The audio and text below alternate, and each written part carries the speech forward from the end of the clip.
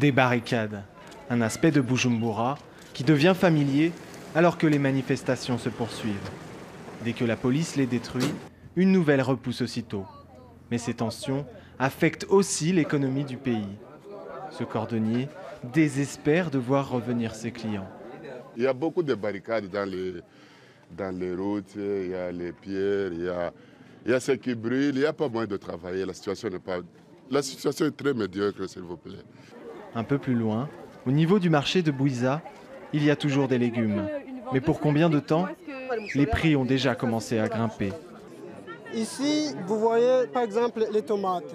Les tomates, le prix reste la même. Mais la quantité est diminuée à cause que en fait, les routes qui amènent les tomates ici vers le marché sont barrées. La majorité des étals sont vidés. Les vendeurs ont mis leur stock en sécurité. De nombreuses banques sont fermées, ainsi que la plupart des stations essence. Oui, nous avons peur parce que la population de Sakanyoche sont très fâchés à cause de la troisième mandat du président Nkurunziza. C'est-à-dire que les activités d'ici sont d'arrêt. Pas d'activité ici dans notre commune.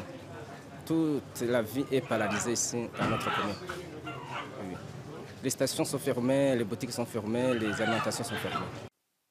Dans le centre-ville habituellement très fréquenté de la capitale, la vie continue. Mais la plupart des boutiques et restaurants sont fermés. En effet, les habitants de Bujumbura craignent que la crise ne se propage à toute la ville.